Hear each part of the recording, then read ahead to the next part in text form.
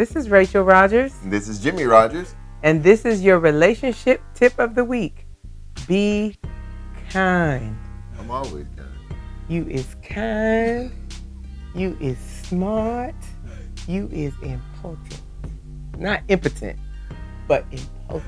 You is special. But babe, I mean, I'm pretty much kind all the time. The devil is a lie. Babe, you know, we come and talk to the people every week. I'm really trying not to air out all our business. Rachel, what do you mean I'm not kind? So since you're kind, you tell me, what does that look like to you? What does kind look like to me? Yes. Give me a scenario. No, see, you do that.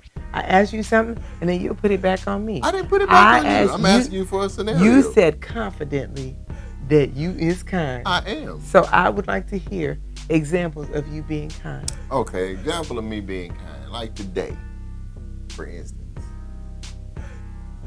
He's really trying to find one here. Exactly. I can't find one that I want. Exactly. People, you know, the principles that we share with you, it's still a work in progress, you know. There's some that touch closer to us than others. And so being kind is one of them. Okay. No, seriously. Being kind. Why is that such a big deal in relationships?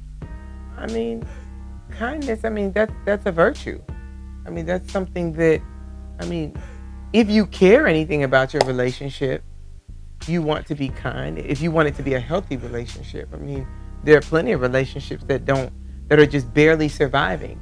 But I think when you are kind in relationships, your relationship can thrive. So let me make sure that I'm understanding you. When you say relationships, are you referring to marriages? It could be marriage. It could be a friendship. It could be a work relationship. Especially at work, because those are not necessarily people you choose to have a relationship with, but because you're all hired by the same company, you at least have to have a working relationship. Right. These might be people, whether they're your subordinates or your superiors, you have to ask people of things. If you're not kind, you're probably not going to get what you want. There are times you got to work as a team. If you're not kind, that's going to make that working as a team much harder, and especially in a marital relationship where you are stuck. Oh no, not stuck, but you're with that person for the rest of your life. Did you say stuck? That was a Freudian slip, honey. But you're with that person for the rest of your life on this earth. I'm cool. You have to be.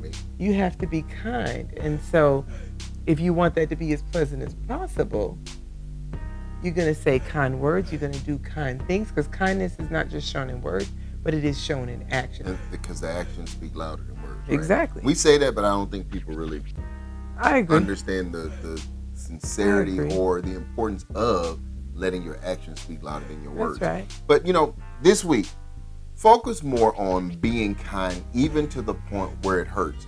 Because sometimes we recognize that all situations aren't good situations. We recognize that everybody's not going to always be kind to us, but we have an obligation to what? Always be kind. Now, you're going to fall. You're going to slip. You're going to make some mistakes. It's going to happen. But people are going to get on your nerves. People are going to get on your nerves. You're going to get on other people's nerves. But remember this. Be kind. Guys, look, this was your relationship tip of the week. If you liked it, share it with your friends and followers, and follow us on Instagram and Twitter at RRC Group 2. And don't forget to subscribe to the YouTube channel, which will be listed somewhere on this video. And remember, you were built to win, so no excuses. And until next week, peace. Holler. What? What you just did. Holler? Yeah, the whole thing. You were looking pretty cute. That's fine. That's all. Whatever you need to do, because I can't touch you.